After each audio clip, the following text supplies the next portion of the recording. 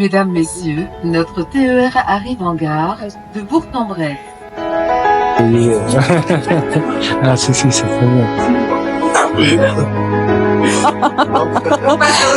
Je me présente, moi c'est M. Keita Sekou. Ça fait depuis mars dernier, depuis mars 2024 que je suis sur l'Ain. Je m'appelle Brahim, ça fait une année que je me suis installé sur Ambérieu en Budget. Avant, j'ai été sur Paris. Je suis rentré dans le programme Émile pour accéder au logement et à l'emploi. Je m'appelle Aminata Dao. Je suis célibataire, mère de 2 enfants. Je viens de m'installer à Bourg. J'étais à Paris.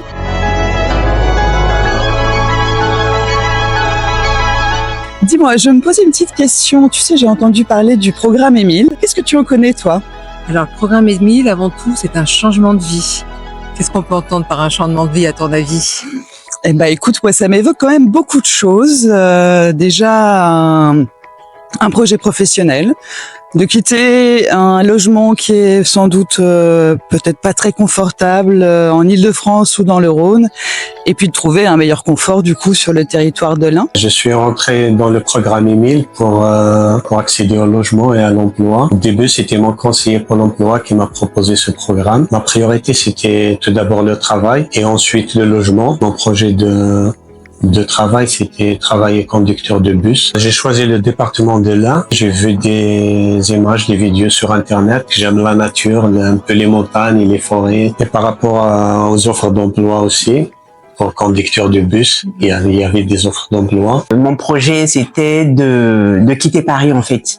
Voilà, je voulais m'installer dans une région tranquille, sans bruit, sans trop de tracasseries et je suis bien tombée sur la ville de Bourg. Je suis amoureuse de la ville de Bourg. C'est une ville tranquille. En fait, je trouve tout ce que je veux à Bourg, les magasins, les restaurants, les sorties pour les enfants. Surtout, il y a plein d'endroits pour les enfants. C'est une ville paisible. Je suis rentré dans le programme parce qu'au fait, j'étais demandé d'emploi à longue durée. Donc du coup, j'avais des formations en arrière, mais j'ai décidé de changer de métier. Je voulais faire peintre automobile. Ils avaient beaucoup d'offres d'emploi, surtout dans le domaine que j'ai recherché, dans la peinture automobile. La première année, quand je suis arrivé, c'était sur un CDI en plus.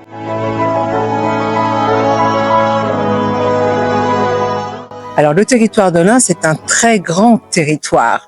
Donc, on a un petit côté rural et ville. Donc, la mobilité est assez importante. Mais bon, un projet, ça se réfléchit, non? Ça se réfléchit. Et puis surtout, il faut que ça soit un projet qui ait du sens et qui corresponde à un territoire pour qu'on puisse s'investir pleinement. C'est vrai que c'est un projet, hein, ça a l'air un peu d'être facile, mais c'est pas facile du tout quand même. C'est quand on veut, on laisse tout et puis on y va. Hein. Moi, j'ai tout laissé pour y aller. Il faut vraiment être sûr de son projet, de savoir ce qu'on veut réellement. Tout n'est pas facile. Hein. Il y a des moments où on se demande est-ce qu'on a fait le bon choix ou pas. On ne se lève pas sur un coup de tête pour dire je vais intégrer le programme Émile parce que voilà, il y a quelque chose qui m'embête à Paris. Donc non. On décide de s'y mettre parce qu'on a envie de changer de vie, de cadre de vie. Cet accompagnement-là, il va être co-construit avec le candidat. Donc ça, c'est très important, on insiste là-dessus, parce qu'on n'est pas là pour faire à la place du candidat. On est là pour l'accompagner, le soutenir, l'étayer, mais c'est important que le candidat il soit vraiment acteur de son projet. L'objectif, c'est qu'il puisse aller vers une autonomie totale et qu'il puisse du coup faire sans le dispositif Émile. Et les équipes du programme Émile dans l'Ain sont là pour accompagner justement ces familles dans leur installation en prenant en compte les inscriptions à l'école, l'organisation de la garde d'enfants, que ce soit avec des assistantes maternelles ou par l'intermédiaire de crèches, et que tout ça s'anticipe effectivement en amont pour être sûr que pour les enfants, pour qui c'est aussi un énorme changement, ils puissent retrouver des repères aussi et faire que pour eux aussi l'installation se passe du mieux possible. Mon fils de 10 ans qui est inscrit dans un club de sport. Il fait le foot, le basket. Il a son école qui est à 2 pas de la maison. Et pour le plus petit, on a des centres de loisirs. On a aussi la fête foraine qui, je crois, c'est en novembre ou décembre. On ne s'ennuie pas en fait. Voilà, on est tranquille quoi. Voilà, par rapport à Paris. On se sent en sécurité ici. Ouais. J'ai pris mes repères sur le territoire en commençant par avoir des relations avec mes collègues quand j'ai été en formation et avec mes collègues actuellement au travail. On m'adhérant à des associations et faire des bénévolats. Si je peux citer la Croix-Rouge de l'ANIE, ça m'a permis de rencontrer des gens et faire un peu de randonnée, un peu de tout. C'est un grand privilège que d'avoir le permis pour pouvoir circuler sur le territoire et pouvoir en apprécier toutes ces richesses. Après, sur les grandes villes comme Bourg-en-Bresse, Oyonnax, Ambérieu, il y a quand même le secteur des transports en commun qui a quand même été bien développé. Donc une facilité quand même de mouvement pour pouvoir se déplacer de son chez-soi vers son travail, avec des pistes cyclables aussi qui s'aménagent de plus en plus.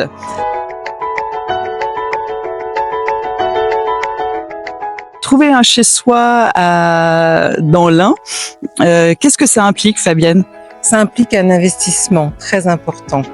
Un chez-soi dans l'Ain, en fait, c'est trouver un logement qui puisse accueillir une famille s'il le faut, avec tout ce qui est pour organiser la vie familiale, parce que la vie familiale en organisation, ce n'est pas rien. Ouais, avant j'ai été dans le logement temporaire et on a fait une demande de logement social et on me l'a proposé après quelques mois. C'était facile, c'était rapide d'ailleurs. Concernant l'accompagnement réel, j'ai pas mis trop de temps pour être logé. Ça par contre, c'était quelque chose de très positif. Je me fais accompagner par Émile qui introduit mon dossier, qui passe à la commission et puis quand le logement il est attribué, je suis accompagnée pour les démarches, pour la signature du bail, l'aménagement, le déménagement surtout.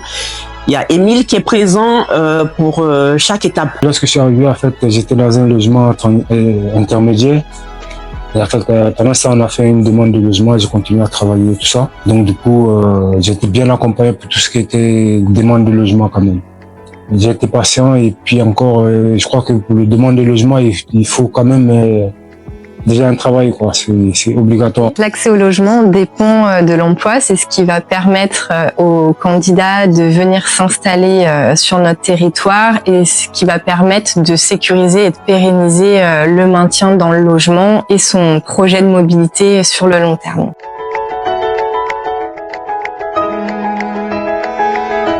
Si je fais un petit peu le bilan du territoire de l'Ain, on va avoir tout ce qui est industrie qui va rechercher. On a tout ce qui est logistique. Voilà, préparateur de commandes, CACES, voilà, sont les bienvenus. On va avoir les métiers de la santé, de l'aide à la personne. Donc, ça fait déjà 4 gros secteurs qui recrutent énormément. Faut pas oublier qu'on a des centres de formation. Donc, quand on n'est pas avec des CACES ou autres, ou même autres formations avec des besoins dans l'industrie, on a les centres qui sont en face. Après mon immersion, j'ai réussi à avoir une formation à Aftral sur Bourg-en-Bresse au début. J'ai réussi à avoir la formation, ça me donne accès au travail et j'avais une promesse d'embauche. Actuellement, je suis conducteur de bus au transport de l'Ain sur Ambérieu.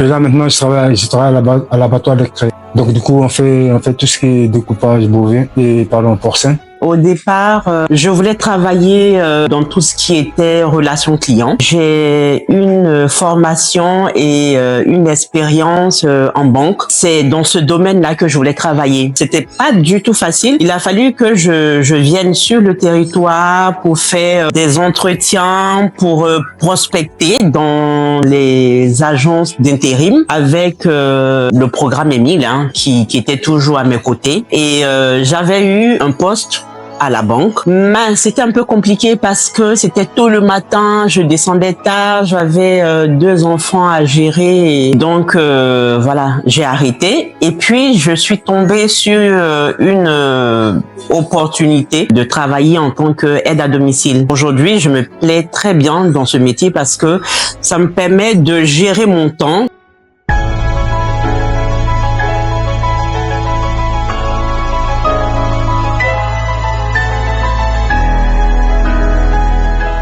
Le choix de l'ADETS d'intégrer ce programme, c'est pour participer à l'effort national, la solidarité nationale, qui a son importance dans le paysage des politiques publiques, dans la mesure où c'est un programme qui est innovant, parce qu'on est parti de constat qu'on ne peut pas intégrer quelqu'un vers l'emploi sans logement, et l'inverse est aussi valable, vu l'intérêt d'avoir cette approche globale de prise en charge. On a un département qui connaît des tensions en matière de recrutement dans certains secteurs, et par conséquent, le programme EMIL va nous permettre de répondre aux besoins des entreprises en la matière. Là, ils ont tout changé, Emile, dans ma vie déjà. Ils ont tout changé parce que pour mon passé, j'étais SDF quand même, même à Paris, au fait, parce qu'on me changeait de logement à chaque fois dans les hôtels sociaux. J'ai tout le temps travaillé, mais sans avoir quelque chose de concret, au fait. Exemple, un appartement à son nom, et avoir un travail aussi, se lever le matin comme tout le monde. C'est grâce à Emile que je suis là où je suis, que j'ai réussi tout, quoi. C'était la clé pour ma réussite. Emile a été le déclenchement d'une nouvelle vie pour moi. Aujourd'hui, j'ai un travail, j'ai un logement, je vis bien, sereinement, tranquille avec mes enfants.